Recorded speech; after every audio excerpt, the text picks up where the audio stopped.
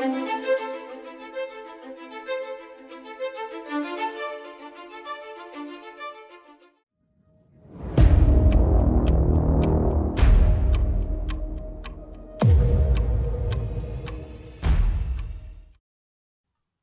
king, our sovereign lord, his heirs and successors, kings of this realm, shall be taken, accepted, and reputed the only supreme head in earth of the Church of England, called Anglican's Ecclesia.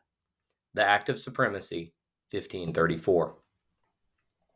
The chaos of the Wars of the Roses ended on the battlefield at Bosworth Field in 1485.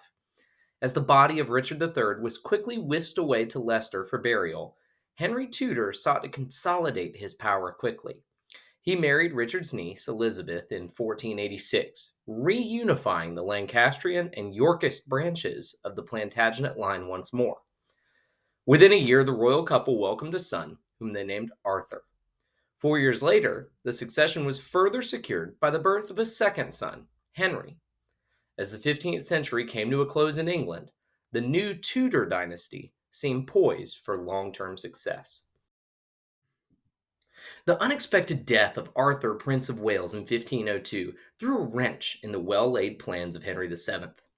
His younger son, Henry, who had been preparing for a career in the church, was suddenly thrust into the role of heir to the throne. But his new role came with more than just a title. Before his death, Arthur Tudor had married the Spanish princess, Catherine of Aragon, as his father attempted to solidify an alliance with Spain and fill his pockets with Catherine's substantial dowry. Eager to keep the alliance and the money, Henry VII sought and received permission from the Pope for Catherine to marry her dead husband's younger brother, the new heir, Henry. Henry would take the throne as Henry VIII in 1509, but when his marriage to Catherine only provided him with one living daughter named Mary, he began to worry that a repeat of the bloody Wars of the Roses was near at hand. It didn't hurt that Henry's head had been turned by Anne Boleyn, a young courtier. He soon sought the Pope's permission for a divorce, but the Pope's hands were tied. In 1527, mercenaries loyal to Charles V, the Holy Roman Emperor, had imprisoned the Pope, and he found himself beholden to the will of the emperor. That same emperor was also Catherine's nephew, who naturally would not permit his aunt to be shuttered away.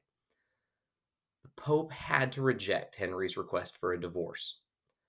Henry, who had been given the title the Defender of the Faith by the Pope in the 1520s for his scholarly rebuke of Martin Luther, now had to find another solution. He dispatched Thomas Cranmer, a Cambridge University scholar, to consult with his peers in Europe regarding the issue. Cranmer returned with positive news. The scholars of Europe concluded that Henry had grounds to terminate his marriage. He began to assert his rights as the King of England over the English clergy, continuing the struggle experienced by so many of his predecessors. During this period, Henry had his marriage to Catherine annulled, and he formally married Anne Boleyn, who gave birth to their daughter Elizabeth 7 months later. The two had been secretly married in an illegal ceremony months before, but the second wedding in January of 1533 was necessary, as a legitimate heir to the throne could not have been born out of wedlock.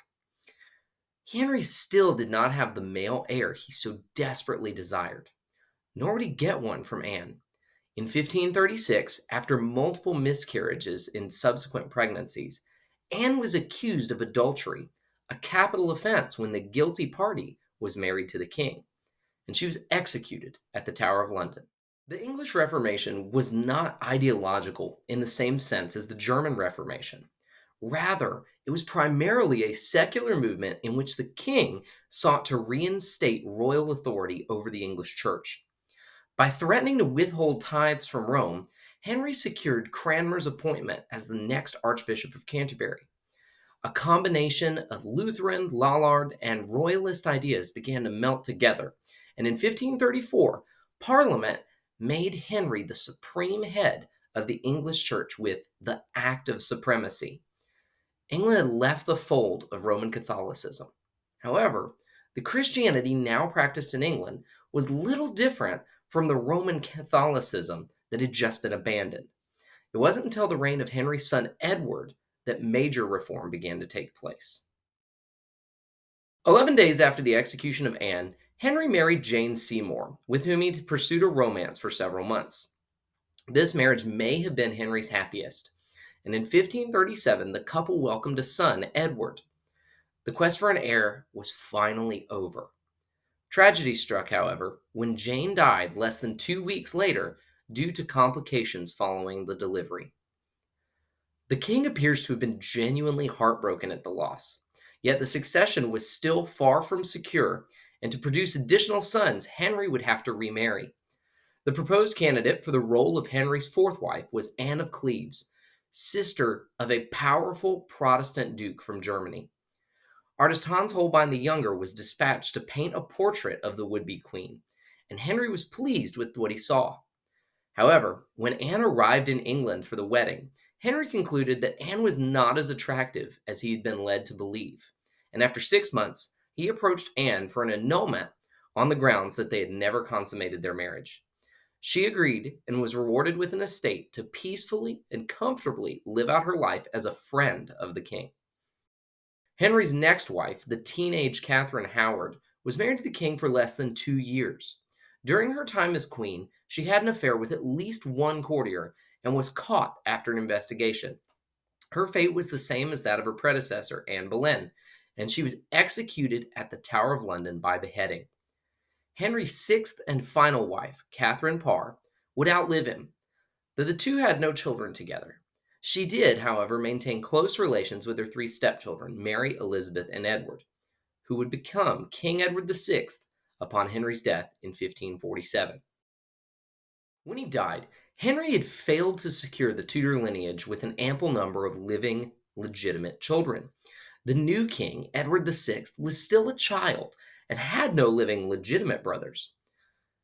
Though Henry had wrested control of the English church away from Rome, he laid the groundwork for a succession crisis that had not only dynastic but also religious implications.